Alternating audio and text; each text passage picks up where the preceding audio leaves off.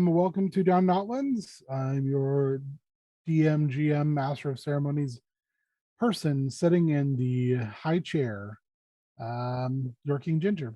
So let's run around the table, have everyone introduce themselves, and why don't you let everybody know where you were at the end of last episode? All right, I am Nate, your D&D ringer, playing Twig Strike, Atterkin Rogue Paladin. And I was hanging on a rope, about to get eaten by a giant Spinosaur. I am Shannon playing Charity Momart, who is an 11-year-old human artificer. And Charity's about to have a museum heist to get her some Warforged armor. That sounds like a good time. I'm Cassandra. I'm playing Amulet Sticky Fingers, who is your friendly neighborhood Kender barbarian. And I am also hanging from a rope, but I'm not going to get eaten by a Spinosaurus. I'm going to ride that Spinosaurus. Also, Spider-Man called and he wants his nicknames and his hanging back. There's a correlation. I can make the correlation. It was good. You can have your inspiration for that. Aw, thanks. I'm Warrior. I play Akko, Echo Knight, Knoll, Fighter, also a king now, and other stuff. Substitute king. I'll be your substitute king. King. Who else king? You see other king? No, Akko king. Yeah, I'm off to see the wizard. A wizard. There's a lot of wizards, but wizard. It works. All right, so let's start with Charity. Charity, you've had a bit of time to plan your heist of heists.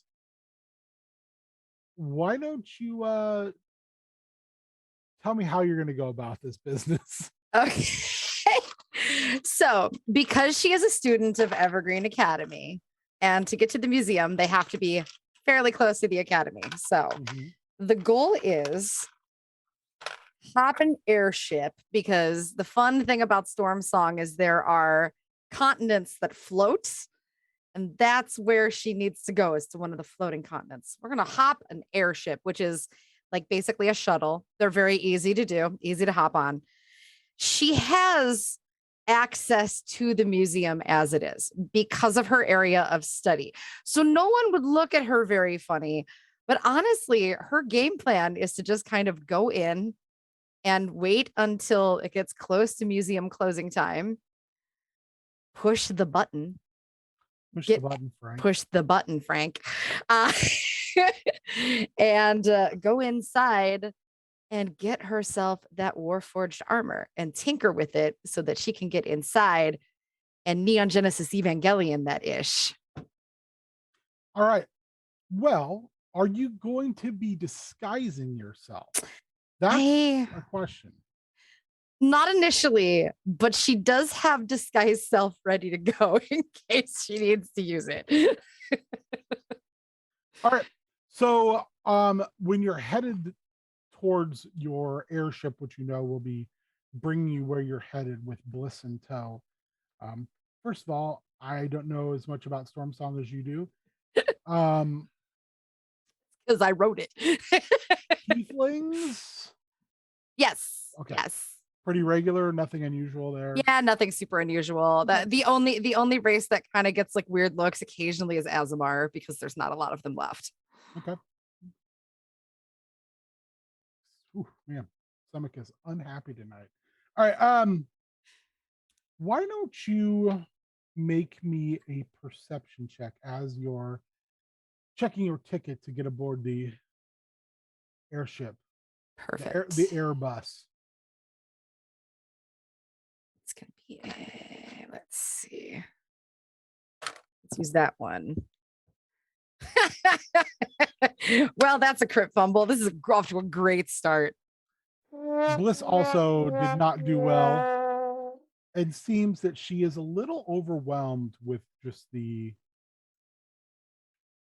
the size and scope of Storm Song. Even though she's from Sigil, this is something completely different.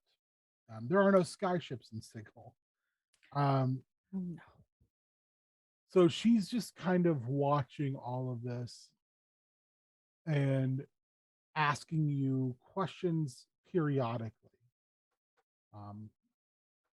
So as you're sitting on the sky bus, she's sitting beside you and she's looking around and she says, Charity, why are your cities in the sky? Well, there's only 4 of them that are in the sky, and the rest of them are kind of on the ground. But it has something to do. It's kind of a long story, if I'm honest. It has to do with this thing called the Wellspring, and that's where magic comes from. Magic is kind of like, whoo, it's like big, right? So we had to find a way to harness that. And then she points up at the sky, and there's the sky like glitters. It just glitters with all of these crazy little colors. And she kind of like points up and she goes, that is the stone grid. So what that does is it helps harness the magic. So it draws it in and then it all goes into a machine, right? And the machine is run by my friend Leona. And Leona basically uses the magic and kind of controls stuff. So that's how like Arya and Cadenza and like all the other Skylands, that's how they stay up. It's kind of confusing, I know, but like it's like long story short, it's magic, but it's also science, which is pretty dope. She's looking outside and then she's kind of looking around. You see her close her eyes. And you can literally see the hair on her arms stand up. Are you gonna barf? Because if you're gonna barf, like you might want to go like lean over the side, because that's gross. Someone's watching us and has ill intent. Is it the Tiger Man? No, it's someone though. I can feel them here, but there's so much magic. I can't feel where it's coming from.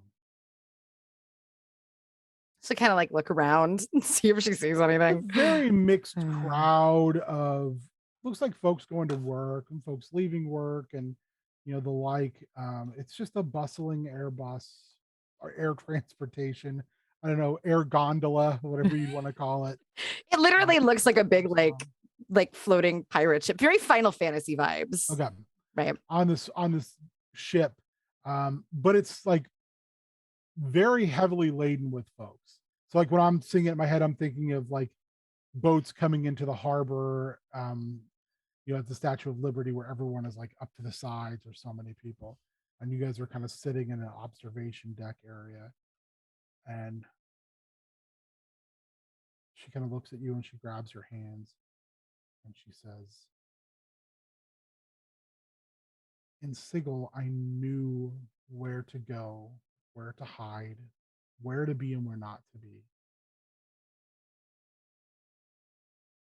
In Avernus, I never went anywhere alone. Father would not let me. Here, I can feel that there's something wrong, and that's when you feel the lurch. Please make me a dexterity saving throw. Damn it so much. That's gonna be a 10. You both fall to the floor as the entirety of the airship lurches and turns almost on its side as a massive explosion happens on its side. You can hear the screams and the yells as people begin to fall off of the side of the ship.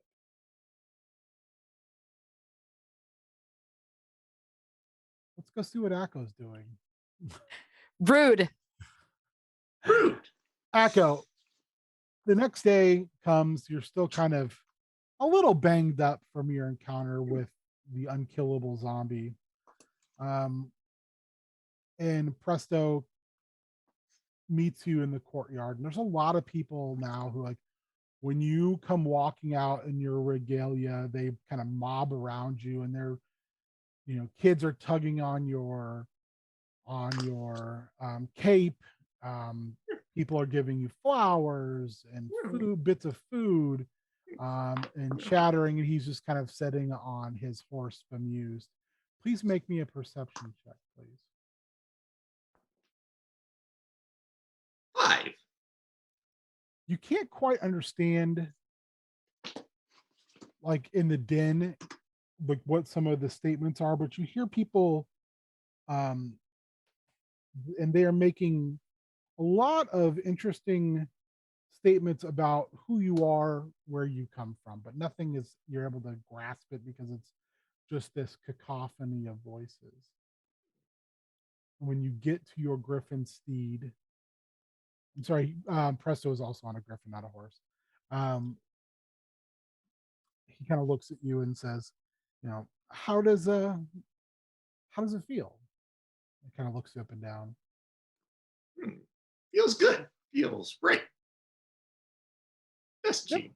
it definitely looks good on you. So I'm going to tell you now, Akko, don't believe a word Kelix says. Don't let him draw you into a conversation. Do not give him any information. Just let me please do the talking. He is extremely dangerous. And while he plays the doddering old fool well, that's not who he is.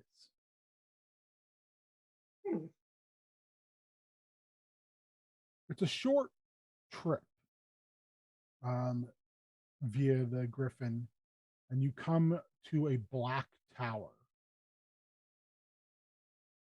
It stands like a spire off the end of a plateau, overhanging a body of water. Just ominous and square, no windows. It's very, very just plain. There seems to be a small outpost built around it, but it seems relatively new. There's some soldiers there when you arrive, some guards, but they're very plain guards. As you make your way inside, that's where you see more of Griffin Guard-esque soldiers. You're not, even when you land with your Griffins, they don't even go into, they just go into a stable area separated from the horses so they don't eat them, but where they are being fed and cared for. So when you head into this tower, you go through a couple of checkpoints, and then you meet the warden, who is a half-orc named Berrig, Warden Berrig. Warden Berrig kind of looks you up and down, and then looks at Presto kind of appraisingly. Says, "My lord, let us go somewhere we can speak freely." He brings you into a room, and it's absolute pitch black when you walk in, unnatural darkness.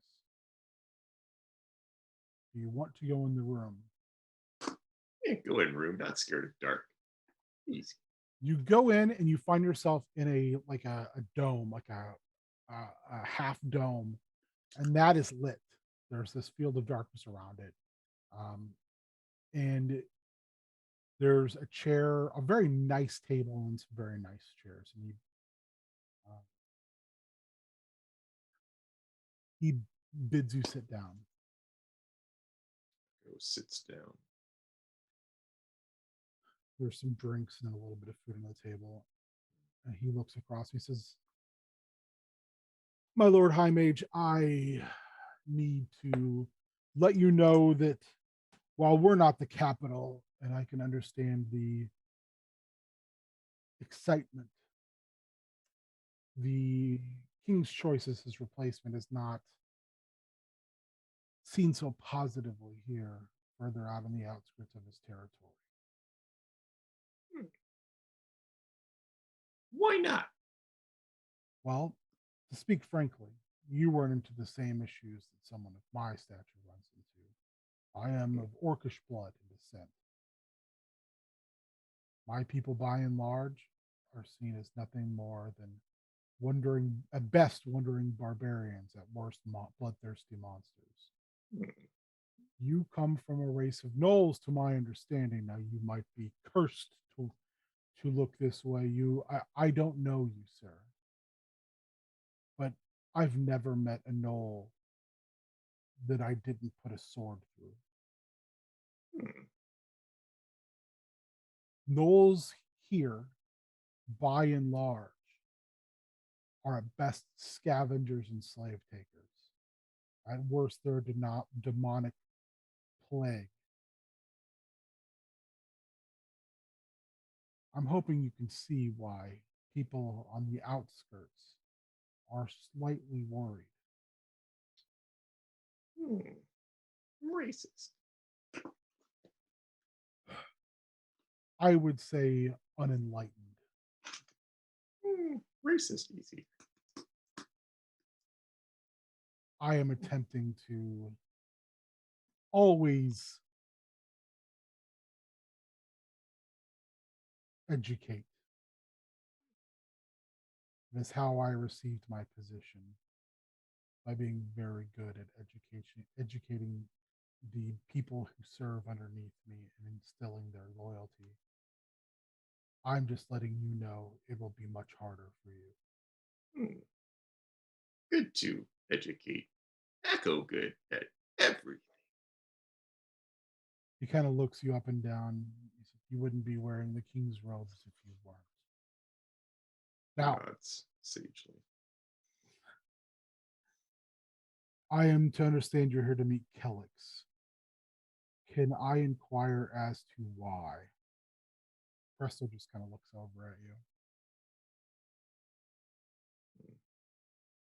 Presto need taught Kelix about get Akko home. Even here in the Black Tower, Kelix is capable of being shifty, being difficult to contain, and causing problems. Do not approach his enclosure. Do not be baited by his words. Do not give him more information, as he will try to effectively put you in a position to get what he wants rather than what you want. We will simply be on the other side of the prismatic sphere. We will be unable to see what you do. But no, we are simply a yell away. And then he leads you out of this silenced magical darkness room. You head downward. It's a good 15-minute walk. You go down stairwell after stairwell. You can hear voices. You can hear footsteps, but you don't see anyone or anything.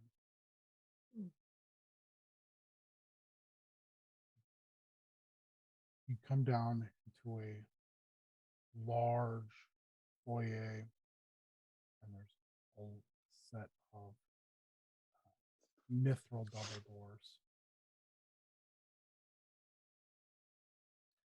He nods, and 4 guards on each side pull the doors open. And you see this prismatic sphere, colors radiating and changing. Pretty. Presto casts a spell, and a door opens in the sphere, and you walk through.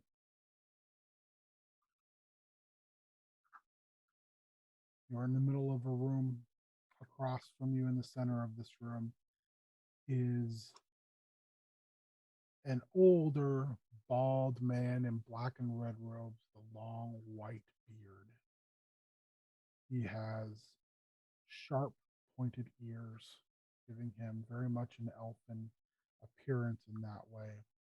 His face is gaunt. He is playing chess against no opponent.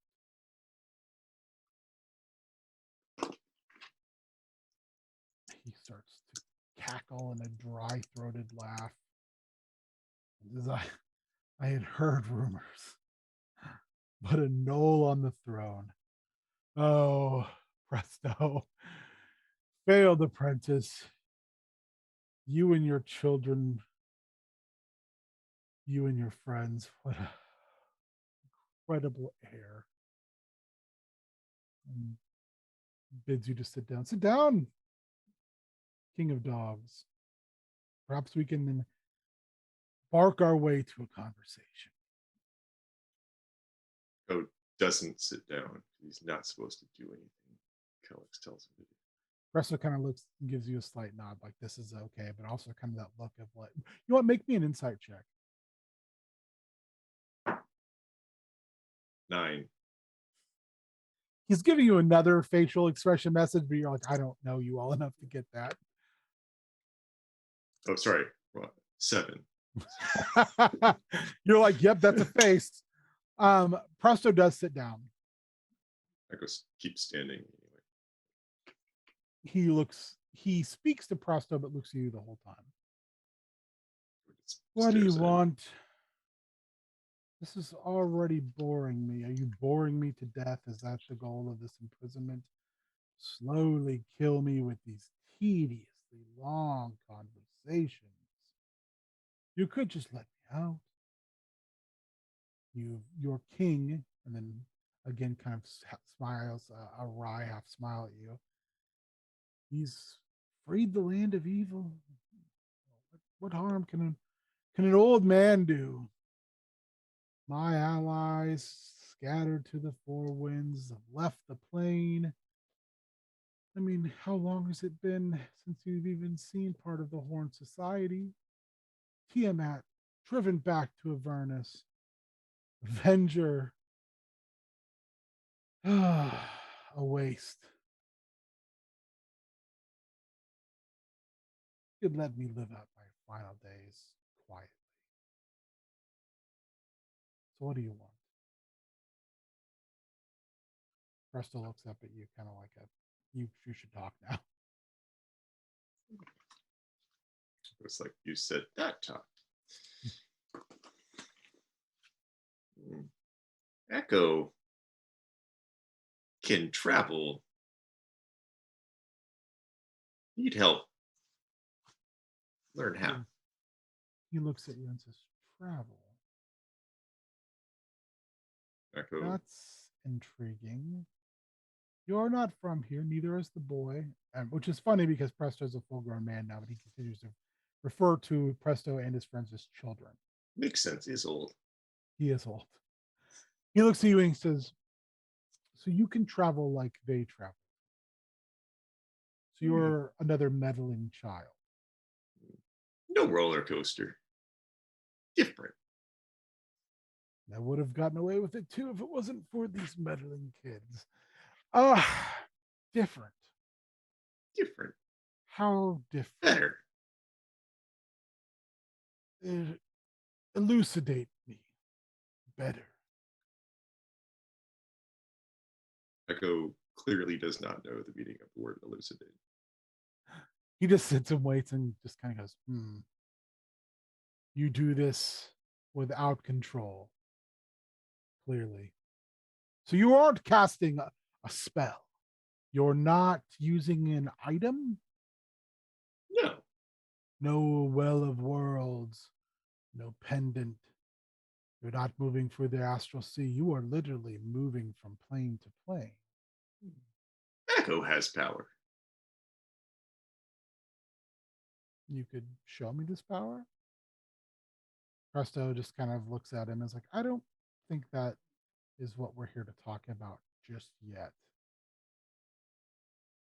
Well, King Akko, was it? You could show me. You're not bound to the child vizier's requirements. You've got my attention. No one show. Akko no like you. You don't have to. You came here to ask me questions. I didn't come to you. I, if I came to you, that would be an incredible feat of magic, which is something I am unable to do here since they have taken away my ability to do anything magical. Akko have question. I perhaps have an answer. Why wizard make such weak monster? You'll have to be more specific. I made lots of monsters. Big zombie. Stupid. Oh, he claps. Less of an end game and more of a ongoing nuisance. This dumb, broken.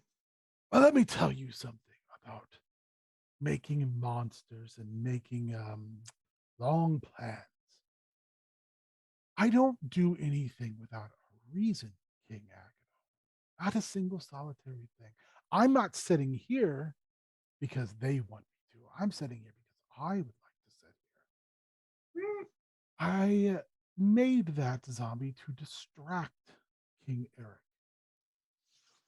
because I had other irons in the fire that I wanted to see come to fruition. I mean, they may have told you how many of his people it killed, the damage it wrought before they buried it. And the beautiful thing is you can't kill it. Many times as you cut it up, burn it, bury it, eventually it'll find its way back to itself. Akko find a way. Just in hurry. Have to come talk, dumb wizard. Oh, your words wound me, King Akko. They wound me. It's like dope.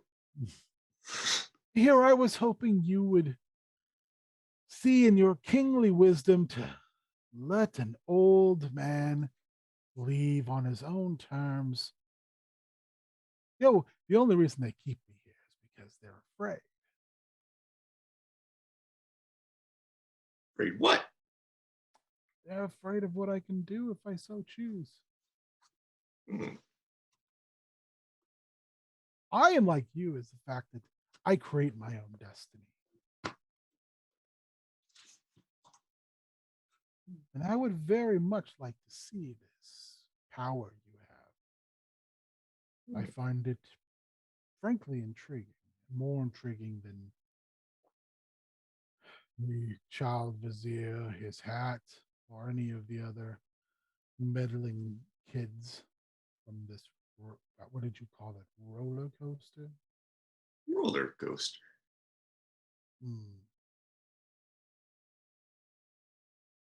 A knoll wearing the crown. This nice crown, little small. Well, look good.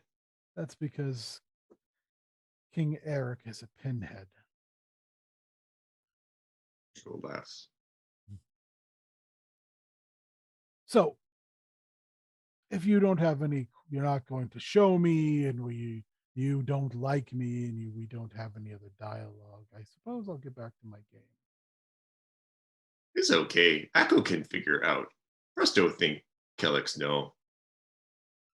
Well, that's probably the smartest thing he has said, because I'm pretty sure I do. Prove it. You hold all the cards here, King Akko. I hold. Akko have all cards. You prove. I don't think I will. You owe Akko favor. Oh! He moves the chess pieces into checkmate. He says, I don't owe you anything. Favor? Akko make. Oh, child, I owe you no favors. No favor. What Akko beat monster. You go double jail. They have thrown me in the deepest, darkest place they could find. There is nowhere worse. I would adore if they attempted to slay me, or if they decided to try to cast me off this plane. Although I don't think anyone here has the magic to do so. If you so strong, why still in jail? Because I choose to be. Liar. He smiles and he says, "Hmm, perhaps we'll see. Because I'm a lot of things, King. But when I become motivated, liar is not one of them. And I am motivated. This is an intriguing turn of events. Hmm, motivation. See? Can't do everything. Hmm, Easy. I guess we'll find out how much you really can do. Marco's like, yeah, we'll totally find that out. Presto stands up and says, I think we're done here. If you're not going to tell us anything, if there's. He says, well, again, just show me what you're capable of, and I would be more than happy to oblige the great king with my astounding intellect and skill. It's funny. You want King do things for you. You know, do anything for Echo. I would be happy to help you if I could see the inner workings of what you claim you're able to do. You first, old liar. What do you want me to do to show you? There's nothing I can do here. Don't know. You one who know can't help. You show. You prove. Then allow the shields to drop so I can use magic, and I will show you. Mm, Presto grabs you, and you guys kind of turn your back. He snaps his fingers. He says, he can't hear us. This is not a good idea. oh, Echo not going to do. Old man have all time in world to think on motivation. He come back. This was a bad idea. It's like, yeah. He snaps his fingers. The shield comes down. He looks back at Calyx and he says, I guess we'll see each other in another 3 or 4 years. Don't die. And then he leads you out. You go back to the prismatic shell. As you are leaving, you hear a voice say, oh, and give my regards to Sheila, won't you? And Presto kind of stops and stands. Just for a moment, you can see fire on his hand. Echo just puts his hand on his back, forcefully enough to keep him moving. You walk through. When you make your way out, Warden Berg is standing there. And he says, did you get what you wanted? Good king. No.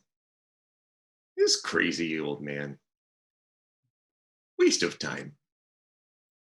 Good he here in jail. It is. He was a scourge upon the entire lands. It was my pleasure to meet you. It is at your pleasure I serve. He bows. Go. That's the same thing because he doesn't know customs. And is like, was honor meet you two. If can make jail worse for Calyx, please do give money or whatever. He smiles and kind of like a rumbly giggle comes out of him, and he says, if I could make it worse for him, I would. You make your way outside, past the interior Griffin guardsman.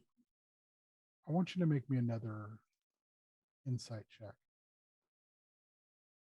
4. It's just an overwhelming change in the difference between dealing with them and then dealing with these other guards. As far as there's less deference being showed. About that point, you see 2 young children running down the dirt road, one looking behind them, and you can see smoke in the distance. Akko is gonna run over to the kids. You run towards them and they run screaming away from you. Note to self: no run at people here. Presto gets down on one knee and he's just like, what's going on? And they're frantically telling him that their village is being raided. Akko like already has his axe out. How far does it look like the village is away? Like, Not, is it? not far, especially because you have steeds. Yeah, Akko's gonna like hop on Griffin, like, let's go save village. So you take off and you fly overhead. I know you're circling to land. Make me a perception check. It's cocked. 20. You see a Knoll warband burning and pillaging.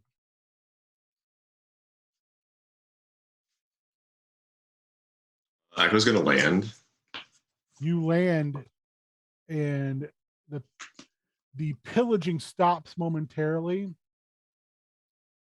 as they kind of look at you,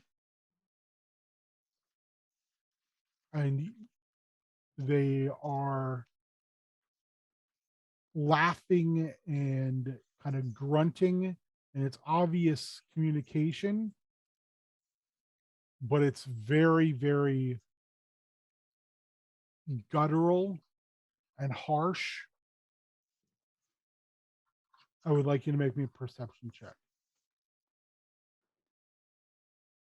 17. That's when you notice the hyenodons charging you and your griffin. So you're hanging over a Spinosaur, and it births out of the water, mouth agape. I need Twig, Amulet, I need you guys to make me dexterity or acrobatics checks, and then make your there's words I'm trying to use today and I can't think of what they are. Make your initiative roll. All right. So acrobatics, I rolled a 27. You're able to push and rappel over and actually get your footing on a small, wet, mossy outcropping. You're small enough you're able to get there.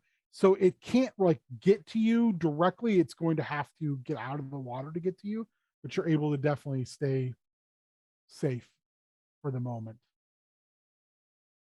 I got a dirty 20. Instead of that, Oh no, go ahead, Twig.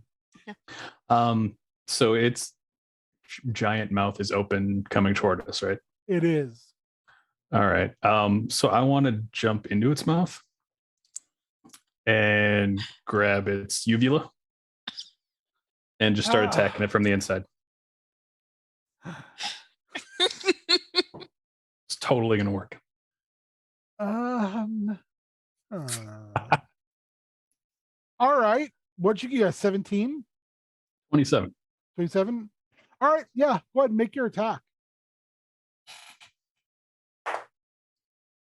That's not a great attack. 16. 16 just hits. Excellent. So let's see. All right. Ooh, I rolled a 6 on a d6. So that's 13 plus. Oh, what is that? Should have looked at this before. I'm divine smiting. Okay. So I am going to expend a level 1 spell slot to do extra damage here. So Yep. that'll be an extra d8.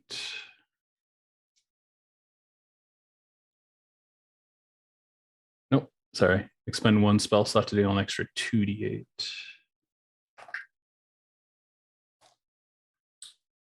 That's 20 damage total. Woo! Man, you sliced the crap out of that uvula. Oh no, I'm hanging on to the uvula. I'm attacking the inside Oh, of the just mouth. inside. Yeah. Perfect. Don't kill your handhold then. Yeah. Mm-mm. Amulet, what are you doing? Well, Amulet is going. So I got a dirty 20 on my Yep. acrobatics. And she is going to try to lasso the Spinosaurus because she's going to ride it and hopefully choke it to death. Okay.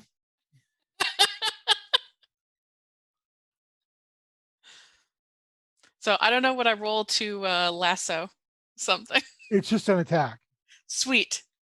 Do that. But you don't have lasso as a proficiency, I'm pretty sure, because it's an exotic weapon. So just roll with no proficiency bonus. It's okay. Unless, I rolled unless real bad. It's not going to happen. Don't think about it. I rolled a 6. So okay, make me a strength saving throw. that I can do. Yeah, that's 21. You're lucky I did not roll well. You go to lasso, and the Spinosaur catches the lasso in its hand and tugs.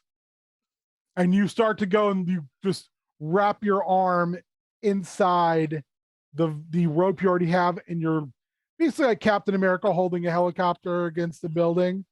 Sweet. Just flex it. Are you in which form are you in right now? I can't remember. I You did changed, yeah. I changed, yeah. It doesn't hurt that that Charette and Victor also grab a hold of you. So it's like they're pulling you back as well. It doesn't hurt, but does it help? It does. Okay. That's right. You tried to quiet Shazam. That's right. Hey, one time I had a quiet Shazam in college. Couldn't sit down for a week. Oh boy. So at that point, I need you both to roll initiative.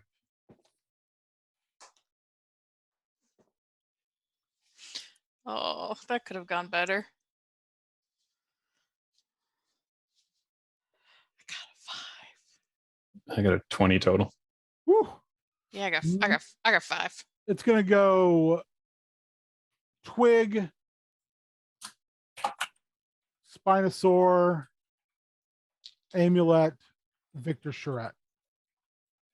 Also, Victor Charette sounds like an NXT name, Warrior. You're welcome. All right, so it goes right now at the end of this round. Twig, it bursts out of the water and jumps back down. It leaves its mouth open. All right. I need you to make me a con saving throw. As God. water rushes in, it closes its neck. So you're hanging on a uvula, but its throat is open and its mouth is filled with water. You're drowning. All right. Well, that's better than a strength save, which is -1, but that's a 9. You are drowning. So you take 6 points of damage. Now, top of the pop, you are up, Twigster. All right. Well, I'm going to attack it with my short sword again. And that is a 20 total. So I'm going to do the same thing. Okay, I'm just going to roll 6 again on my d6. I will take that every time. And my d8's not so great, so that is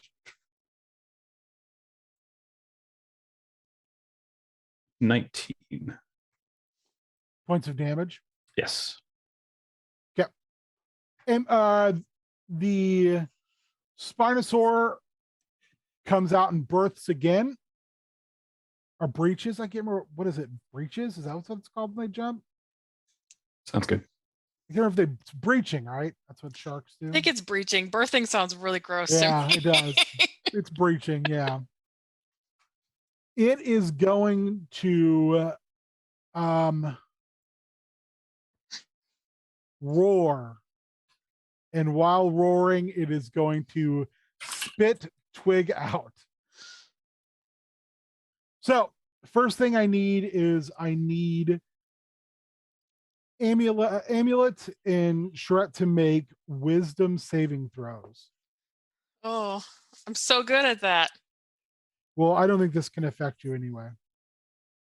It does affect Shret though.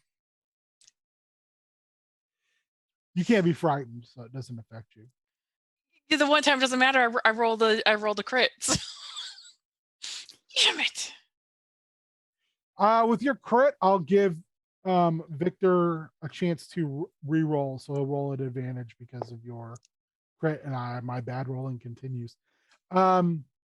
Twig, you have a hold of the uvula, and it is expelling you. So we're going to do a strength versus strength check here. Oh yeah, this will go well. That's not bad. 14. I finally rolled well. 26. You are Oof. expelled. You are shot out of its mouth like a cannon. Okay. Why don't you make me a dexterity saving throw, Wilhelm? All right. There we go. Natural 20 for a 28. You're like flying through the air, and you notice like, oh my God, I'm heading towards these trees. One tree in particular. You're smashing through little limbs, and you realize if you hit that tree, you're going to go splat. But you manage to jam your sword in the side of another tree as you go by and stop yourself. So you're like hanging by one arm on a tree, soaking wet in dinosaur spittle and almost drowned water. And you're like, yeah, I'm good. Everything's good. This is fine. This is fine. Amulet, you're up. How stuck am I? You could let go. Of which one? Either Either one. One's wrapped around its hand. The other one is what's holding you to the side of this.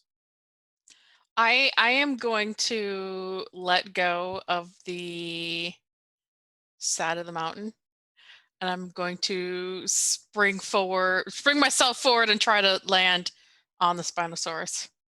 Make me an acrobatics check. Score. Oh, that could have been worse. Can't be athletics. Either way. No, It's 15. acrobatics. If it's 15, it's 15 if it's acrobatics. You're able to land on its back, or what are you going to do to stay on there? Because it's wet and it's moving. So like you jump, you spring, and it snaps at you, and you fly over its head right onto its back. So would you consider that my move action or my action? That'd be your move action. Score. So can I use my action to take the... Oh, wait. Also, Twig, if I didn't tell you earlier, you have inspiration. Thank you. So remind me, the rope I tried to lasso, where is it stuck at? It's wrapped in its hand.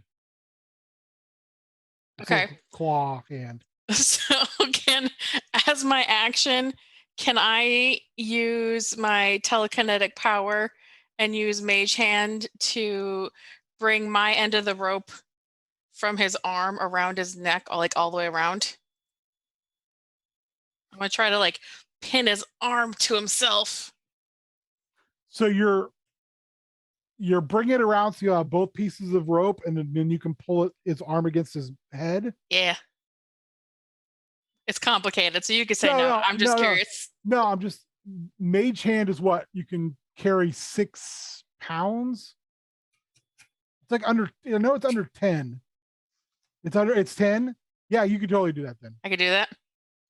That's your action. You now have both pieces of rope in your hand. Am I standing on his back of his head? Where am I standing? You're standing before the dorsal fin, like on his neck. Okay. Is it... Wait, so... Is it wrapped around his neck? So it's like... pinned Yeah, to you- him? Or yeah. That's I'm assuming that's how you did it. Was you Yeah. pulled it around so its claw hand is up as far as it can go. So I'll make sure. All I'm right. gonna well, I'm gonna try to choke him out. all right. I'm gonna call this a grapple. Okay with that. Maybe even a grapplemon. All right, Twig, you're up. Charette is currently frightened. Okay, so how high am I in this tree? You're about 20 feet up. Okay. Are there branches Yeah, near me yeah. that I can? Okay, so I'm gonna stand on the branches, pull my sword out. How far from the Spinosaur am I? About 20 feet. 20 feet up, 20 feet out. Okay. How far is the nearest tree? They're pretty clustered together. Can I kind of? You can definitely hop as you move. Okay, so I have a movement of 45 feet. Can I just move 20 feet so where I'm above the Spinosaur and just jump down on him and stab him, or is that not? No, Is there not you trees can- close enough? You'll have to make a leap. I can do that. So, So you want- give me that sweet acrobatics check. Excellent, because I have advantage. So that is 19. Yeah, you can totally hop and skip your way over and then springboard off of a branch. All right. I rolled a 6, which is 14. I believe that does not hit. So I'm It going to does use. not hit him. I'm using my inspiration. And that hop, skipped, and jumped over to the other side of my dice tray, and that's a 15, which hits. Does not hit. You need Dang that it. 16. All right. You come diving down, sword in hand, Amulet trying to pull its head back, and you've got this perfect shot right at the neck. As you're flying down, it kind of turns itself, and you ricochet off of its shoulder and are now falling into the water. All right. You're flying wushu style with your sword out, and you ping. Oh gosh. Why, Torm? Why? And you ricochet off towards the water. Strength versus strength check, Amulet.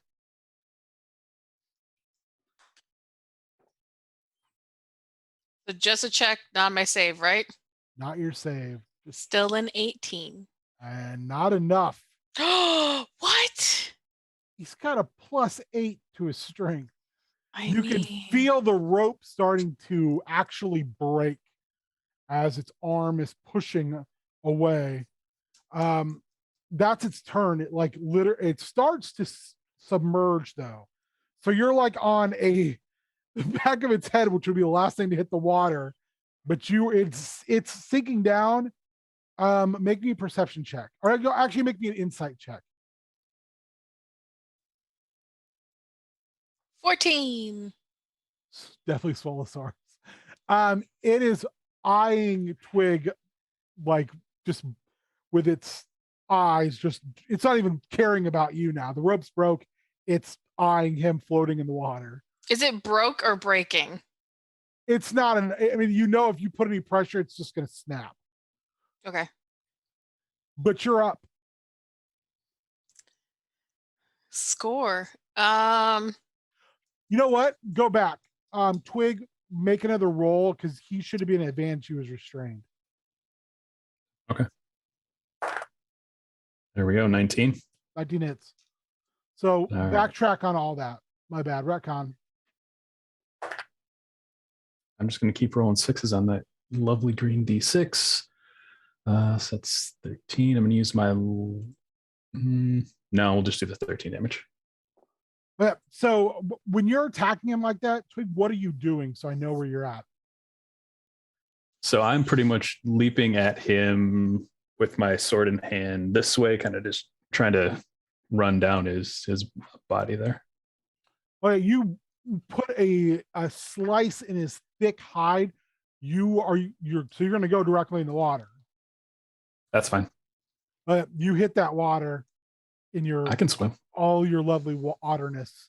So now backwards, Amulet, let's re-roll that strength check. Oh, Since I did the mess up with the retcon, I rolled better this time, so I also rolled better. I got a dirty 20. I got a 26. So Damn it. I rolled an I'm not 18. I'm not gonna beat that. Yeah. This time the rope does just snap. So now it's your turn. That was its turn. But it is submerging with its eyes towards Twig. But it's completely snapped, so I have nothing to hang on to. You're surfing on the back of the dinosaur neck. Okay, well fine. I'm gonna surf then, because I'm gonna take out my axe. Make me an acrobatics check real quick so you don't fall. That's actually not terrible. 17. That's definitely you're fine. You're Okay. able to balance yourself. So I'm gonna balance, and I'm gonna take out my axe, and I'm gonna hit him in the eye that's looking at Twig. You're pulling an Akko. Please tell me you scream Akko when you try to take its eye. It's for Akko! All right, make your attack. Then I bounced my dice out of my tray. That was great. That was really good. It's an 18. That hits. You only Score. need that sweet 16.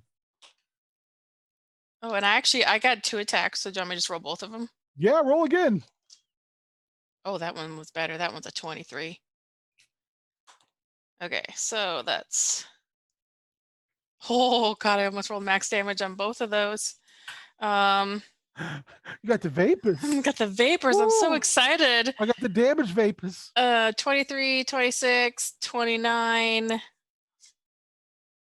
Are you giving me an overall total? 31, 33, 35. Woo! You know what? Roll me percentiles really quick. Oh, And you tell me high or low. Oh, before I roll? High. 50% or better. With a 34. You like rear back with your axe and you just start like you're chopping wood right into where its eye socket is. The only reason you don't blind it is the bony ridge protecting it. But you know you smashed the socket. Just devastating it. It roars in pain. Nope, they're still frightened. All right. You also could hear like hooting, cheering, and chanting from above as the hobgoblins are chanting for you guys like soccer hooligans. They're throwing stuff down and they look like you catch a glimpse and they're drinking. Like this is like a huge apparently a sporting event broke out in the middle of a hunt for meat.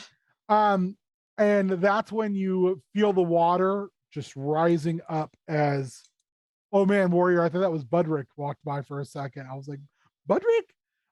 As it submerges and you now have to figure out, do you want to try to hold on to it or you just want to float in the water? Or do you want to jump off before that? What would you like to do? You still have your movement left. I'm gonna hold on to it. Okay. Take a real big gulp of air.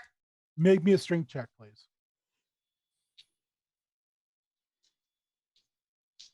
And I, of course, just remember that because I'm raging, I had advantage on strength checks. I wish I remembered that before. I still rolled fine before, but that is a dirty 20. Even though it's water and it's soaked in its own gore, you literally just jam your hand right above the eye socket where you open it up and you're like literally holding on to broken bone and sinew. On the other hand, you've got your axe. It's very much like if everyone's seen Gendy Tartovsky's Primal. This is basically very, very caveman-esque fight as it and you submerge into the water. Twig, you're up. You just the water starts to go red. Can I still see the Spinosaur? You can still see. Excellent. I mean, you can't miss something that big. All right. But I would So like you to make me a nature check. oh, I rolled an 18, so that is a 20 total.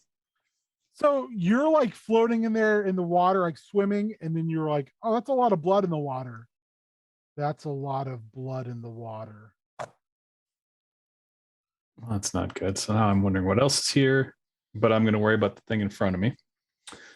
So in my inventory, I do have the Wand of Magic Missiles that Victor gave us. I assume it's the same as the Wand of Magic Missiles in D&D Beyond. Okay, so it has 7 charges. I expend 6 charges. So I will roll these 64s. And question for you. So sneak attack. Sneak attack says once per turn you can deal an extra 2d6 damage to one creature you hit with an attack with a finesse or ranged weapon. Does that count for the wand? No. Okay. Had to ask. Instead, let's see. So we will do 8, 13, 16 damage with all those magic missiles. You're just like underwater and you're rifling through your stuff. You pull it out, and again, it slowly swings its head over, bubbles kind of running out of its nose, and its jaw slowly starting to open, very crocodilian, and you're just like, Yep, just unload on him, and it just kind of moves its head backwards like it's just being stung horrifically. It is finally going to get off some attacks, some proper attacks.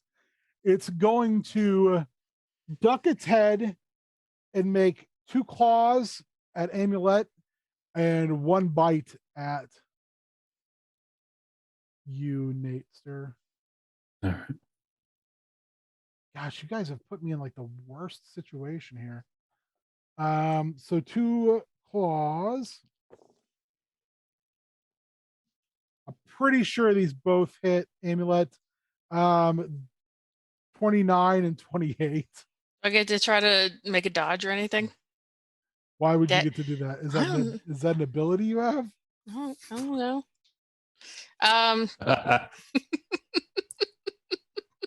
Just like, is there something you want to tell me about your character? I mean, I have cat's grace, but that's on dex checks, so that's not going to help me. Just, maybe just trying to see if I can dodge it. You never know. Like you wake up and 42 you're like, points of damage. you wake up and you're like, hey, do I get another shot at winning the lottery today? Is there a reason you would? No, I just Oh. felt like it. Sorry, no, I was wrong.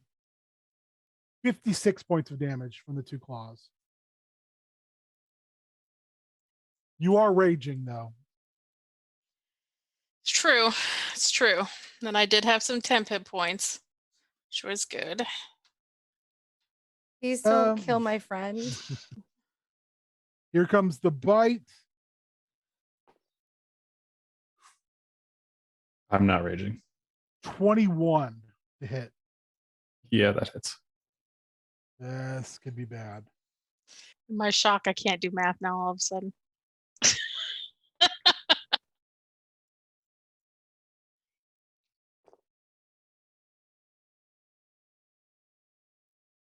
25. Okay, that's a lot, but Twig's still hanging on. Thank goodness for my temp hit points. Chomps at you, and because of the force and your size, you realize that kind of pushed you away at the last minute, but you take a tooth that's as big as you are slicing across your body, and it really hurts. Ow.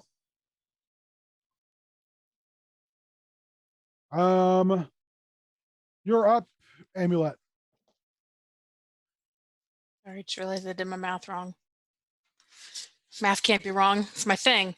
Oh boy.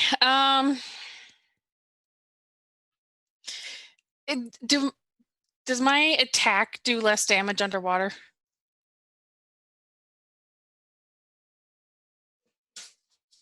I'm not lame like that. You guys are fighting a massive monster. Yeah, a gargantuan beast, well above your level. yeah. I'm gonna swing at it twice again. Still aiming for that eye. All right.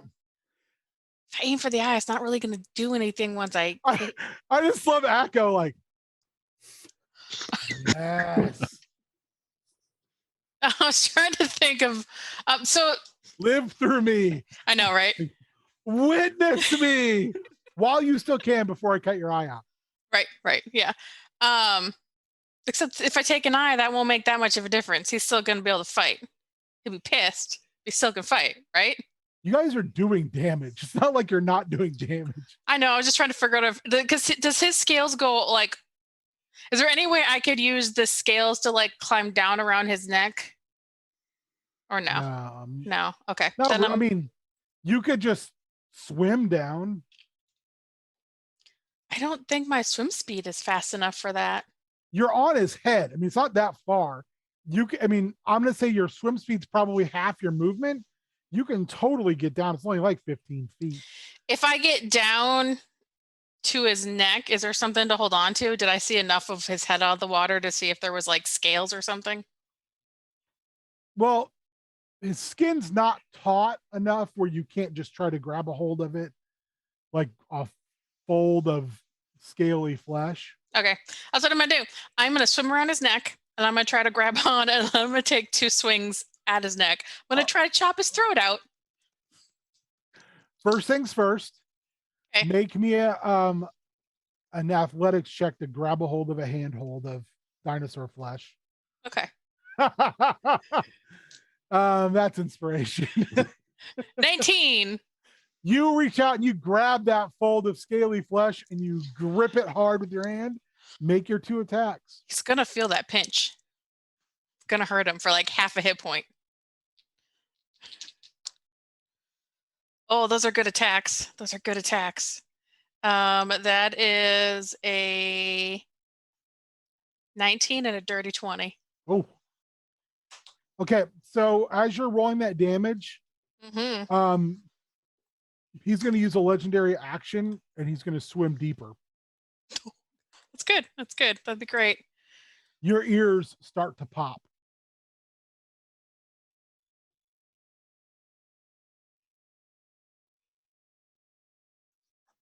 Ooh, 33. It's a lot of damage. It's a lot of blood in that water. Makes me real happy. I'm raging. That makes me happy.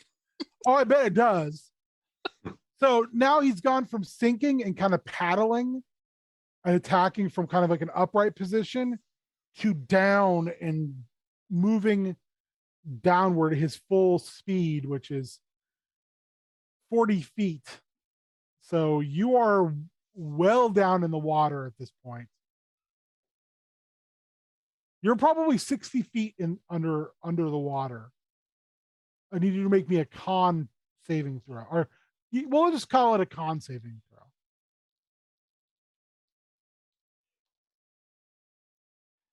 At advantage. I had advantage anyways for the thing I get while I'm raging. Then add +2 to your rolls. Oh, well, that's even better. So you said con saving throw, right? Yep. Okay. 24. Yep. You're realizing like you're pretty deep in the water and it's just going deeper. You're up, Twig. All right. So you said it moved 40 feet from where we were? Yep. You can have your attack opportunity. All right. That's a dirty 20. Oh, now I roll a 1. 8 damage. Okay. While it'll use its bonus attack, or its bonus legendary, another legendary action as it swims down, it's going to make a tail attack on you. Should have known it wouldn't be that easy. You don't think you're going to get off that easy, huh? That's real bad. not a crit, but just a 19. So I know I Oh. hit. Yeah, because my AC is 19. Well, yeah, that's not taking into account my Right. score. Oof. Oh, less damage than a bite or claw. Good.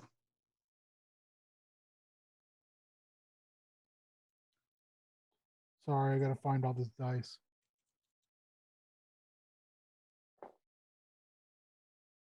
For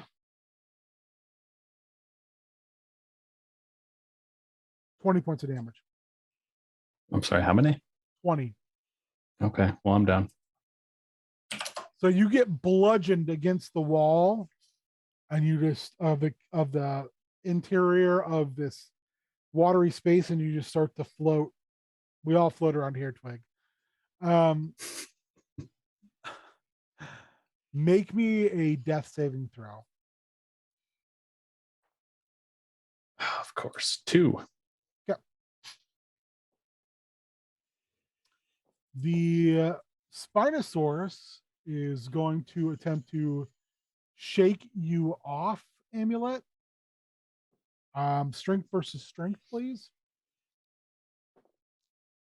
You got a 22.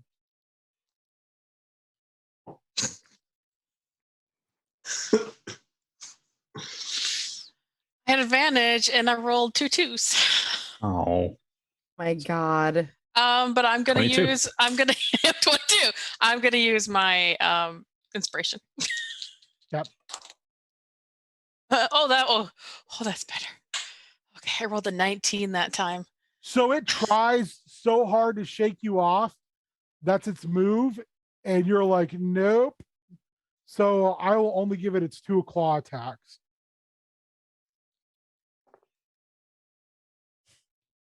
I know I missed with both of those. Those were not good. Okay. Um, I mean, I would be having the hit point before and having some temp damage. I'm not so No, bad, but I rolled a 4 and a 5. oh, okay, good. Now,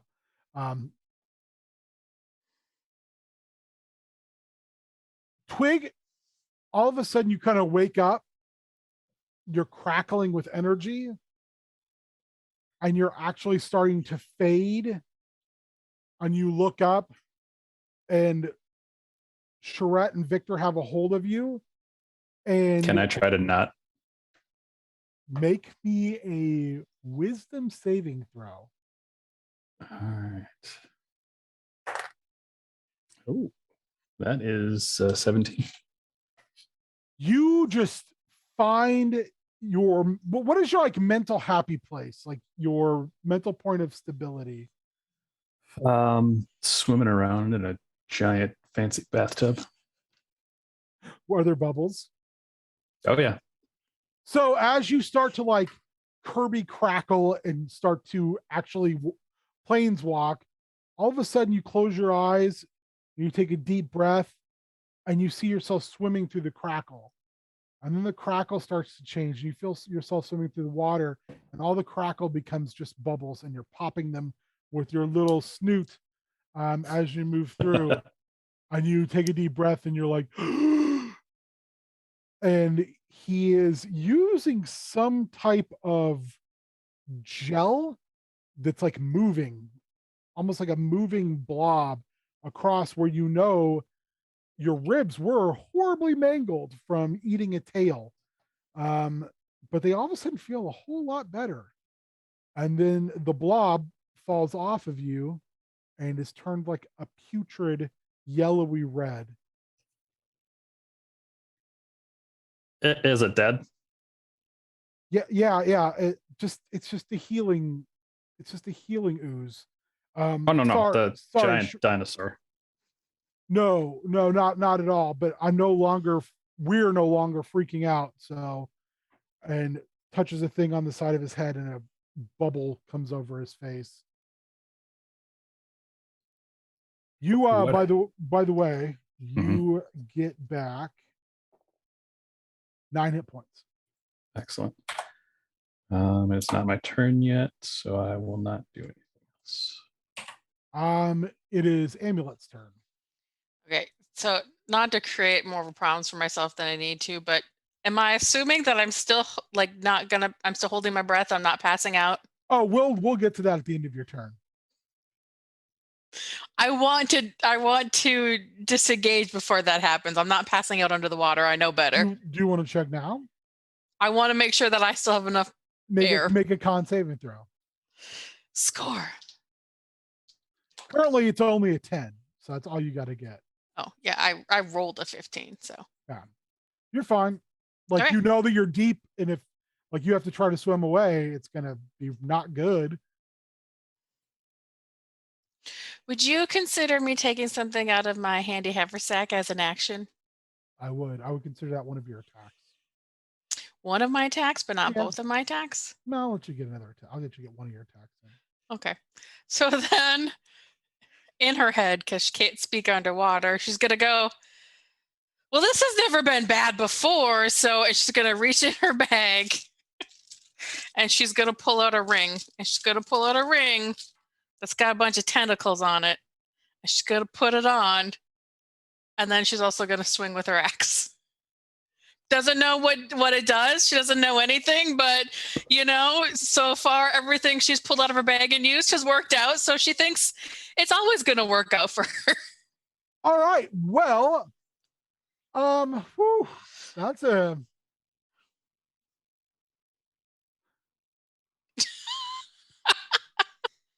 Logic. I probably should have warned you. Yeah. No, this is Amulet's logic to a T. Yeah. Everything always works out. It's fine.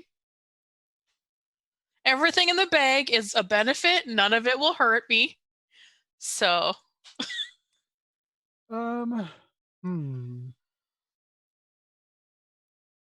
She knows the little elephant thing brings a big elephant, so maybe this will be great. Oh, great. Yeah, you turn into an octopus. Oh, An octopus holding an axe. score. I And- can work with this. I can work with this. An octopus, yes.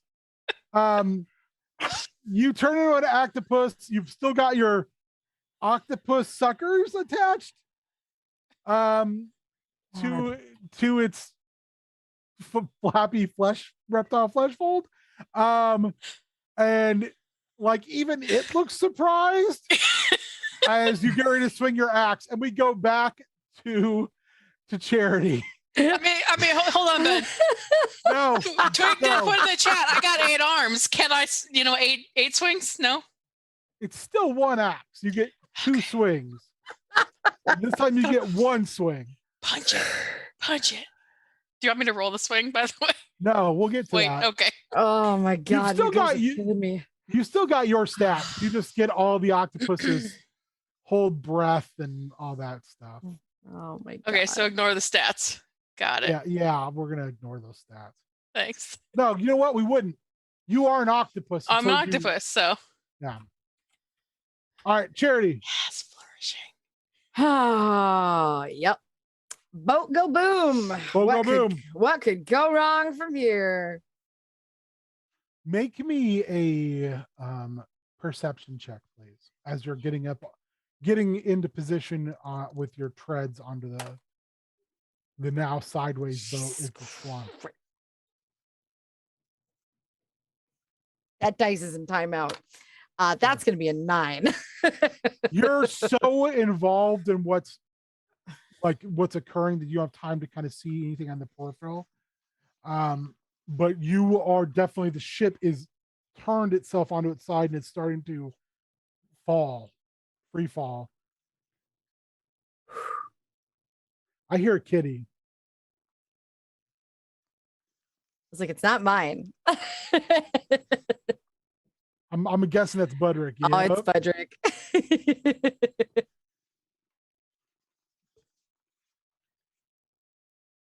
Cat break. Aw. Such purrs. So, are there sky cops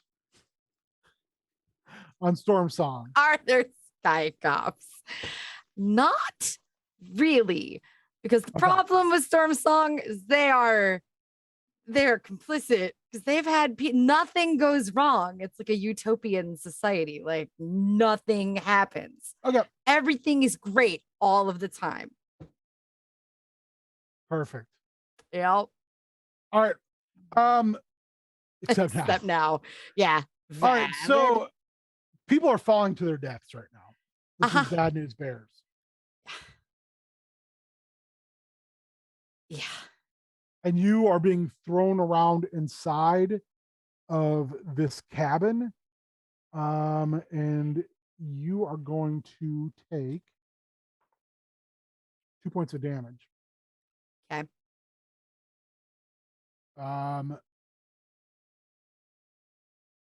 What would you like to do? Maybe know you're under super duress right now. Can I tell which area of the ship the explosion came from? It would have been from the hole on one side. Okay.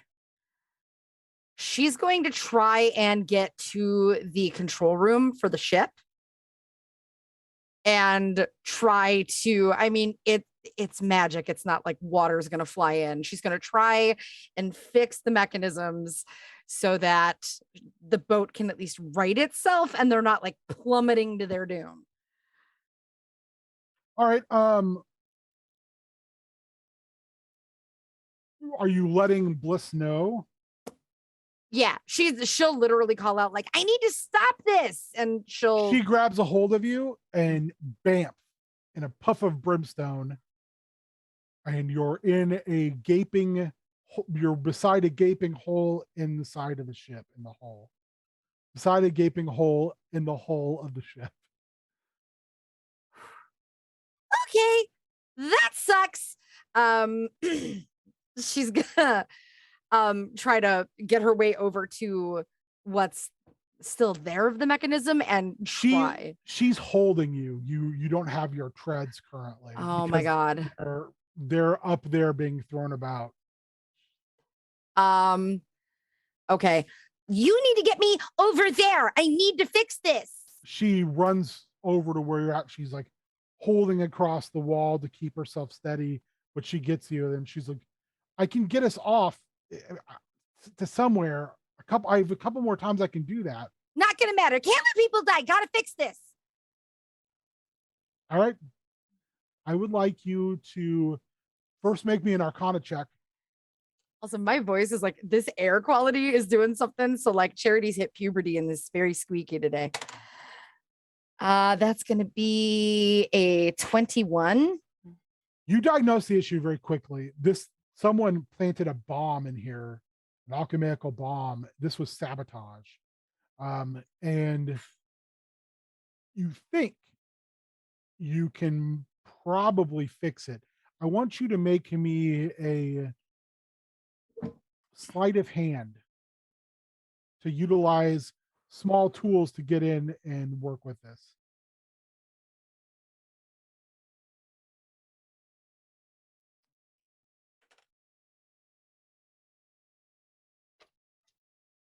It's a nat 20. Thank God. I was like gonna lift it so you guys could see it. So Bliss is like shaking, and you like just buckle down, pull down your goggles, reach into your pouch, and just you like literally pop it up with your fingers, and you just start working. You're turning small tubes of chemicals, and you start to fixate on a magical stabilizing crystal, and you pop it back in its socket, and you can feel like this stabilizing field of levitation start to move through the ship, and then it sputters. And the ship kind of can't quite right itself. I would like you to make me a roll of your choice of skill. Let's go Arcana.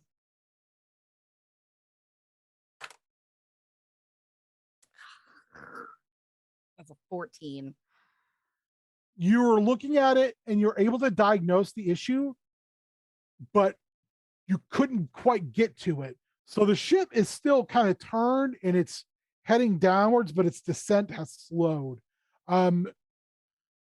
You're kind of looking around. Make me a perception check.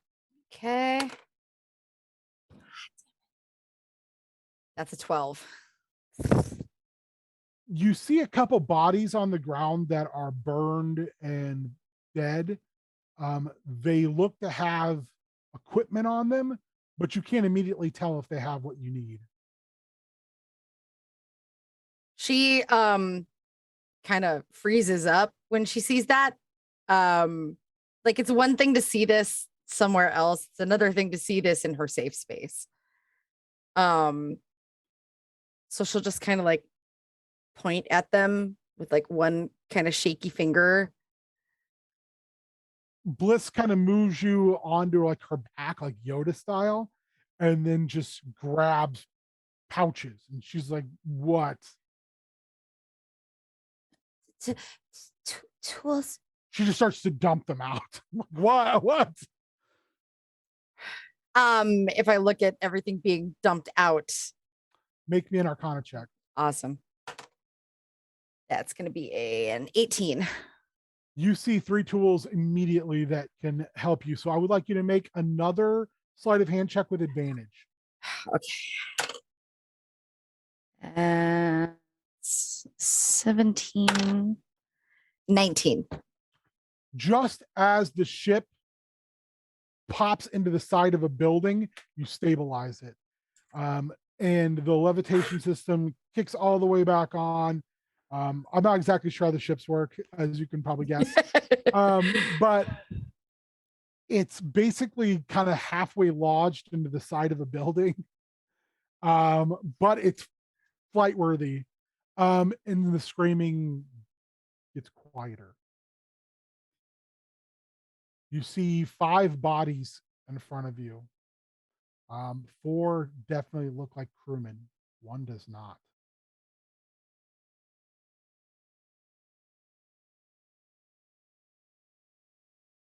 Can I tell the age of the person or like the size of the person? They're young. I don't want to do this, but she would. Can she see if they're wearing an Evergreen Academy uniform? They are not. Okay. I would like you to make me a perception check. No, actually, make me a history check first with advantage. History check first with advantage. Okay, that's 14. Okay. It's gonna be So the better. now you can make your perception check with advantage. I'm stressed today. Okay. You have advantage. So. Oh, I have advantage. Okay. 17. Thank God. Because I rolled a 2 my first time. You at first it's like not ringing a, it's just not hitting you right. Oh, there's another kitty. And Hey, Sora. then it snaps.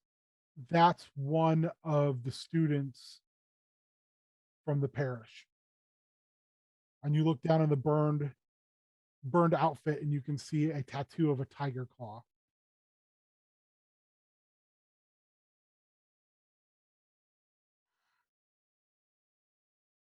We need to get to the museum and we need to do it now. Just as you say that, Bliss pops again and you're bamped her inside the building. People are screaming, yelling, there's chaos. And she carries you into a small room. And she, first thing she does is she like takes the bottom of her top and she wipes the suit and crap off your face. She reaches into her bag and she puts like a hoodie on you. And she sits down in front of you and she says, what is happening? I don't know. I don't know. Did you know that person?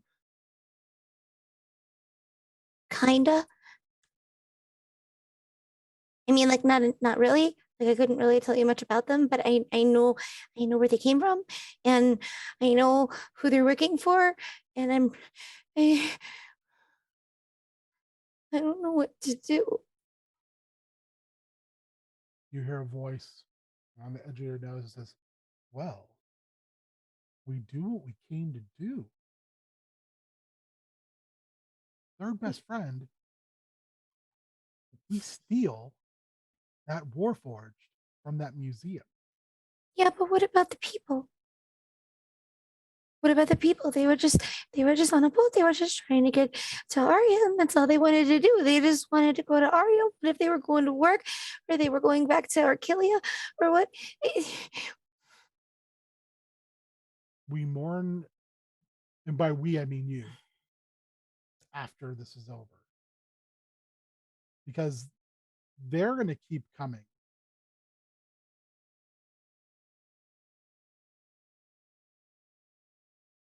Bliss stands up away from you both. And she obviously casts a spell on you. She walks forward and reaches behind your ear.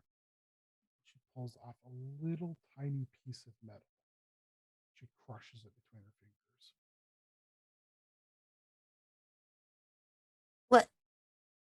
What was that? I think that's how they were following us. I don't know why we didn't check before. Oh, crap. Magnar's arms, all four of them are crossed. Because he looks like a cross between a Goliath and an insect. He goes, well, if they were tracking you and your friend was supposed to be you and they weren't supposed to know you left, oh man, that's real bad. As your third best friend, we should leave now. You gotta get the Warforged first.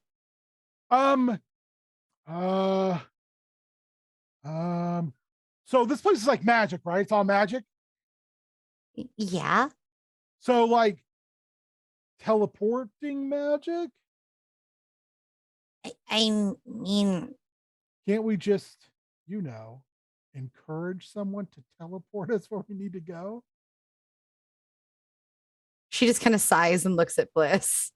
She goes, I am really good at encouraging people. okay. Here's what we're gonna do. I need to get into the Warforged armor. If I can get in there, I can rig it so that it'll work and I can pilot it from inside. At least hypothetically, I'm pretty sure I can. I mean, I've written this out a bunch, but I haven't really actually tried it before. So that's what I need. I gotta get to it, I gotta get in it, and I gotta make it go. Then we're probably gonna have to run a lot. Bliss, when you say that, Bliss just kind of looks at you and she goes, oh, we won't have to run. If you can tell me where Akko is, I can take us there. I can tell you where Akko is.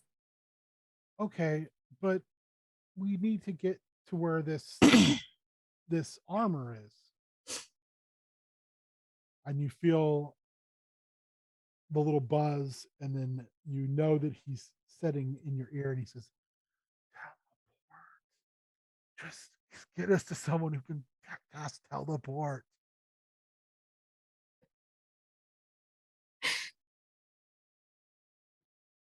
Hey, Bliss, Yeah? can you poof me to the armor if I tell you where it is? That's a long way. That wasn't a no. Huh? Huh? Huh? Wasn't a no. I mean, conceivably, it's yeah, I think so. I mean, it's either that or we can go see the Archmage, but the city guard's probably going to look at me kind of funny. I have to be within 500 feet. Oh, that's a problem. But even then, I can push it out further than that. But I don't know.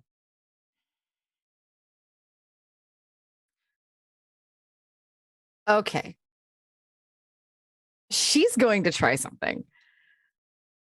So she's managed to rig the ship to the point where it's at least righted. It's kind of like wedged on a building, right? Yeah, I mean, it would easily be unwedged, and people are fleeing into the building. Okay. I can put us back on the ship, but I mean, I'm not complaining, but this is really taxing my abilities. Nope. It's cool. Here's what you're gonna do. Okay. She just like takes off. So she can't. Damn it. She can't. I don't have working legs. She's going to like tug on Bliss. Pick me up. We're gonna go that way. She was okay. And you guys are moving kind of against the flow of traffic. Mhm. But she's very practiced at kind of stealthy things. I mean, you don't live in Sigil in her business, the business she was in, without being adept at not being seen when you choose not to be. Right. So what I would like you to do is roll me. I'll just have you roll a basic d20 and I'll add her modifier to it. Okay. 5. God, I will roll for her and add her modifier. it's to it. feast or famine with me tonight. I critted, so yeah, she's fine. Okay. You guys just kind of blend Tight. into the side of the wall, and she's not very big, and you're not very big, so you're just able to kind of weave your way through. Where are you going? Charity also has city secrets. Okay. So she knows this city inside and out. This is where she's from. So she can get Bliss around pretty much at twice the speed, as long as Bliss is the one moving. So she can use that. So she's going to lead through some kind of back streets to a very nondescript looking pub. Okay. And in that pub is where she knows one of her favorite teachers, who really hates her guts, likes to hang out. You hear a voice and you hear say, I don't think this is the time to drink or eat. No, it's fine. Don't worry about it. I mean, I'm all for that. I mean, in the past, gluttony was like one of my favorite hobbies, but I don't you want to let your third best friend know what it is we're actually doing? Yeah, we're gonna go find my teacher. He's an a-hole. And we're gonna move back over to Akko. Akko, you have 2 hyenodons just bearing down on you. They look like massive hyenas. I was gonna say, what's a hyena not? Akko is They're about like, their shoulder is about 6 feet tall. They're massive. Go finds their statue annoying. Akko is going to, when Akko was flying in on the Griffin, did he see a knoll that looked like it was the leader? This was just mass chaos. Mass chaos. Okay. And is just for my own whatever. So are they speaking in knoll, or is it like more primal? It's more Shall we like say a mishmash of knoll and abyssal. Okay. You can understand abyssal. You can speak knoll. So I was just curious. You keep hearing the name Yunagu, and you keep hearing blood, you slaves. Akko know these knolls. Yeah. Akko is going to, as the nearest hyenodon. Let's quickly roll initiative for the. Oh, sure. Yeah. I didn't roll very well, so I know you're going to go first. I rolled really well, so I got a 20 for initiative. So yeah, you have 2 of them bearing down at you. So Akko is going to manifest his echo, and then he is going to kind of spin the axe of the crush and just bring it down to like split the hyenodon's skull, just center head mass. That is a 23 and a 18 Both to hit. hit. Great. They've got very low armor class. Perfect. Those are good damage rolls. That is 31 magical slashing damage. You drop the first one. You do crush its skull. Great. Then Akko is going to he's going to like grab the handle of the of his axe and sort of use it like a pivot to like swing around on top of the like the back of the hyenodon's head, and then he'll just pull the axe out and run up its back, so he's sort of at like the peak of the hyenodon, just so he's got both some view and some distance from the other hyenodon. So the second hyenodon is coming at you, and you're doing that, and it just gets snatched by your griffin. Sweet. Good griffin. You're standing on top of this dead hyenodon. You've cleaved its head in twain, and your griffin just snatches up the other one, takes off, and then drops it from a height, which you can hear the sound of it splatting when it lands. Hell yeah. These gnolls stop doing what they're doing, and they start to fan out in a half circle about 20 feet away from you, and they're kind of like fainting like they're coming in. Have you ever seen like hyenas actually attack something where they just dip and try to wear something? This is kind of the same vibe you're getting. The people are fled inside of a house that was half on fire. They put it out there. You can hear them moving, and things have gotten really quiet. So they're kind of snipping and snarling and laughing. You hear a horn in the distance. And they look at you, then they look back where the horn came from, and they look at you, and then they look at the horn. I want you to make me a perception. Oh, sure. Look where the horn's coming from. 14. Far in the distance, you see a humanoid form on a rock, like overwatching this. The horn is blown again, and they just turn and flee.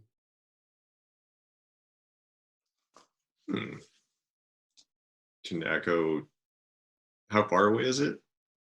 It's quite a ways. You're just seeing like a tiny person on the horizon.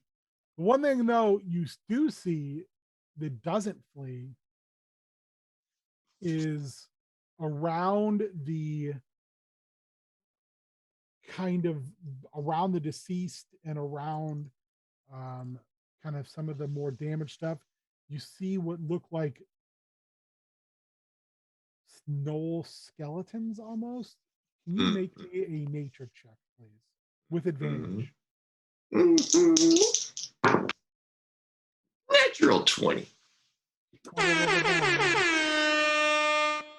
For a total of 19. You know these are witherlings.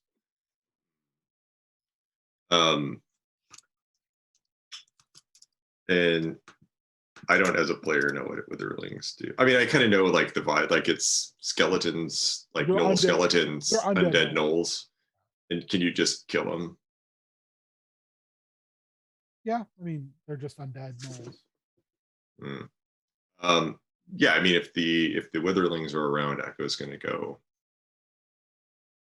KO the witherlings, because bad news. Ichio King is protect village. Yeah, he'll that's a lot. I rolled like a 15 and a 16, and it's +9. Yeah, their stats are pretty low. So it's 27 slashing damage on ye old witherling, ye young witherling. Crush one of them. I mean, absolutely decimate it. It's like it's just held together with baling twine, so that it explodes when you hit it. Satisfying. Very satisfying. They are gonna come at you in mass though. Can he motion for the griffin come The fuck him up? griffin comes up and just decimates a line of them in a flyby. Sweet.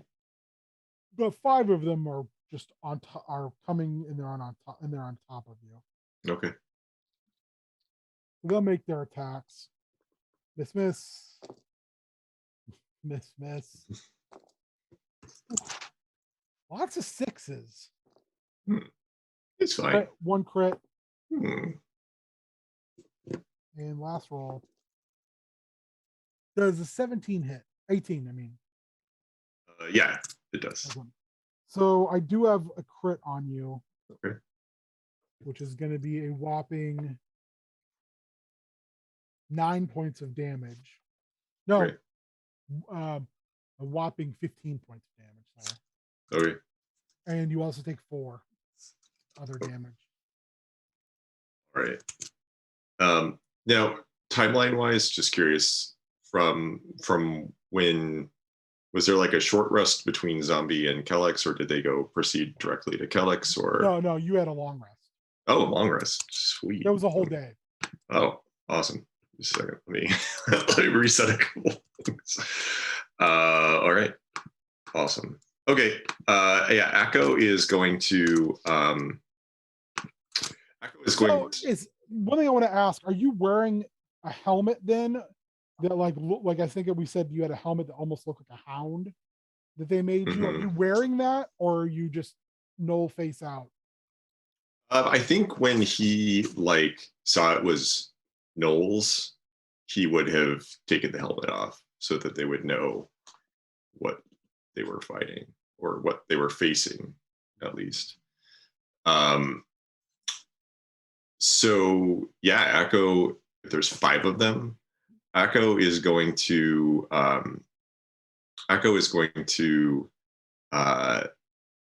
move his Echo. He's gonna bring his Echo alongside of him, and then he is going to make a couple of attacks. Those are really high. It's like an 18 and a 19. Their armor class is 12, so I mean, Okay, yeah. So and your damage is going to destroy them because their damage is not even better than their armor class. So. So they don't have it. Okay. Well, then for the purposes of expediency, I mean, I'll roll. He was going to action. For the purposes of expediency, you're able to wipe them off the board. Sweet. So once you do that and you're kind of standing in the midst of all this bone and parts and kind of just some gore of the people from the village, people start to flood out of their houses, and then they see you and they go back inside. And it takes about another 30 seconds before Presto and other Griffin guards land because you just took off. Presto lands and he has the Griffin guards go check on the people, and he's just like, he looks at you and he says, they don't know. These folks just don't know. It's fine. No, time. It's not. He puts his hand on your shoulder and says, it's not. Don't pretend it is. But Akko just says, was Knowles? Was there anyone with them? Did you see anything? Like they were here and then they just upped and left? Akko, very scary. Person with leader? Horn on rock. And he points to the rock. What'd they look like? Goes, shrugs. Too far. Don't know. This seems far too coincidental. You think Kellex? I think Horn Society. Mm. I'll tell Akko you. makes that noise. I'll tell you when we get back. And he hops on his griffin. Okay. And he stops before he does. He stops and says, "You should be the one to tell the guards what to do. The griffin guards. You're the king." Akko gathers the guards and say, "You stay. Help village heal. Come back to castle when done." They kind of look at each other at first, like they're like, when they're like, "Oh, yes, sir. Yes, sir." And you see the people like watching the guards take orders from you, and they kind of come out a little bit more. And then you head back to the castle. Akko also tells them, he says, "Tell people, Hound of King Knoll, say, not all Knolls same." They kind of again look at each other and they say, "As you wish, sir." We'll save them today. Make a perception check. Or actually, make me an insight check. 1. Yes. Easy. Easy. It's a natural 2 for a 1. Easy. Easy. You hop aboard. Make a performance check.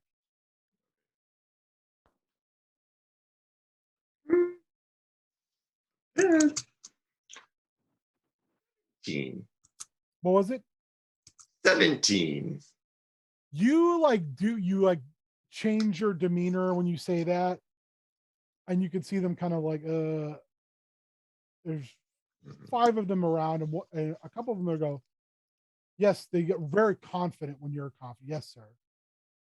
Agreed. And they kind of give you a proper like bow of subservience, and then you regally get on that griffin.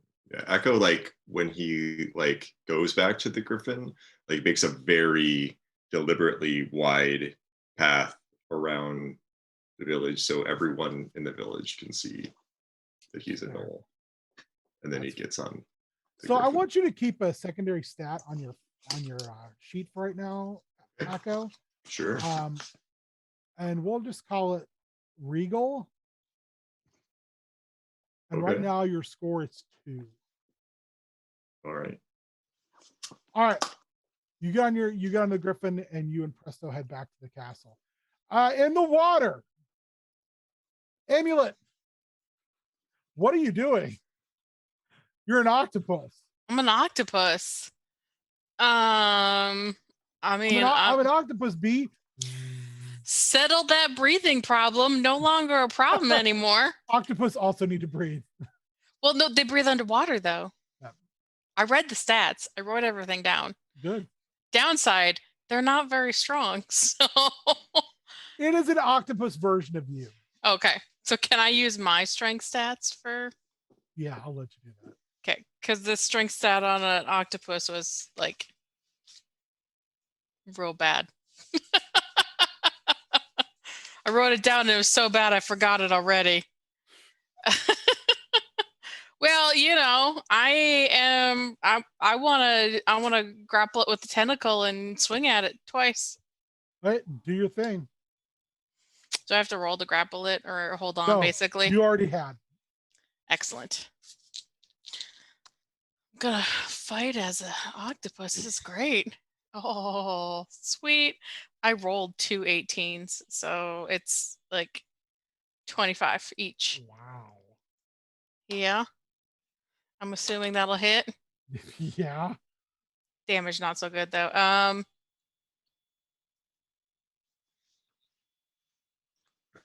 21. That's 21 is nothing to sneeze at. I was doing 30s before. Again, you're just like you're cutting into its throat. Blood is just spilling out. Make me a perception check at disadvantage. I rolled a 2 and a 1.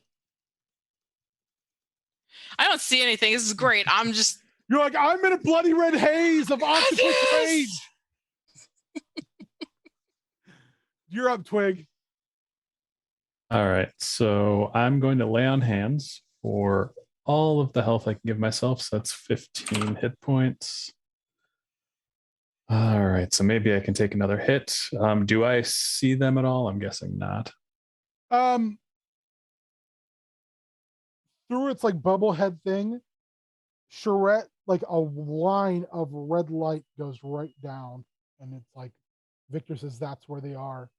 And he reaches in, he pulls out a hilt, and then a sword of light pops out of it. He looks at you and All says, right. Are you ready to do this? Let's do it. And then I will do a little flip and dive into the water. You can, right before you hit the water, you hear him go, oh God. He dives in after you. You are both like a turn away from getting there. So Amulet, it's gonna make 2 claw attacks at you with disadvantage because you're a slinky octopus, you know, up in its folds. And I'm going to miss both times. Nate, I know I didn't. I hit one time because I rolled a 12 was my low number. I was gonna say it depends on if it's my stat or the octopus stats. If it's the octopus stat, you definitely hit it. So No, I was giving it your stat. okay. But yeah, I did hit you once with a claw. Bring it. I got some hit points left. I mean, actually, I have 49 left, so I'm doing okay. Well, just remember this thing hits like a truck. I know. And I did max damage on 1 dice and almost max on 2 other dice. So 38 points of damage. Is that half? So when was you halved? say No, you need to half it. Okay. Perfect. Sorry, Nate. that's right. When you say we're 1 turn away, is that 30 feet? Yeah. All right. So Evil laugh. I know. I'm going to channel divinity and just yell Tarm, and then you need to make a wisdom save. Oh no. Well, you know what? My wisdom's +1. At least it was an int, which is -4. Oh, I rolled real bad. So I rolled a 6 again, which is my favorite number tonight, apparently. excellent. So 13 was the save there. So you did not make that. So on a failure, the attacker takes radiant damage equal to the damage it just dealt. So I'm assuming on one of the attacks you did. Oh, I only hit once. Oh, okay. So excellent. It gets this feedback of light flowing from you to Amulet, and it just roars underwater. You can feel the reverberations, and it just starts to float. Awesome. It slowly ascends upwards. I did it. We did it. Say dead float or knocked out float? Dead float. Okay, good. So you come up, and the hobgoblins are making their way down the vines, and Victor is extremely apologetic to you both. He's like, "I'm sorry. We just got spooked. I'm not sure. I can't explain it."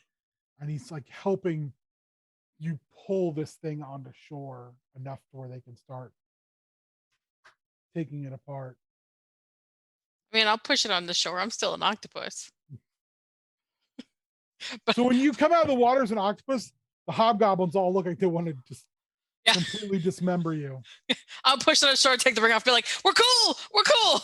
Everything's cool. We're cool." Big octopus disappears. Just a big barbarian now. Tuft comes over to where you guys are and says, "Well, a deal's a deal." And he gives you the ingredients. Excellent. Thank you.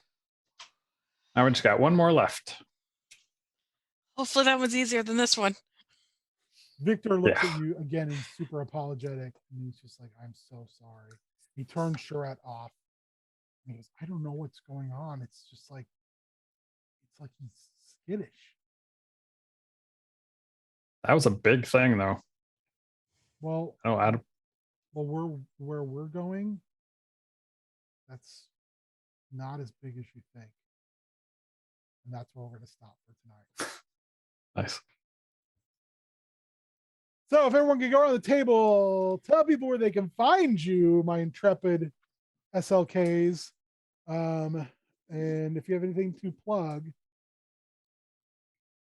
All right. You can find me on Instagram and Twitter at Cubicle Zombie.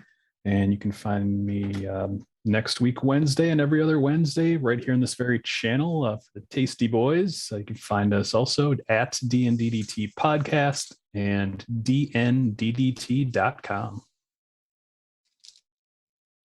You can find me all over the place at Rainbow Gaming Collective. You can follow us on Facebook, follow us on TikTok, join our Discord channel, and you can also watch me stream random things, including WrestleCraft coming up on Thursdays and Sundays, and sometimes on Tuesdays if I get an inkling to jump on to twitch.tv/Rainbow Gaming Collective.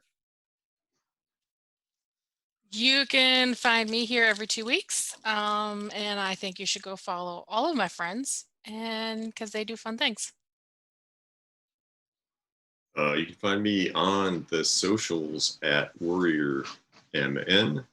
You can also check out Dive Club in at CC Club coming up on I think it's the 15th.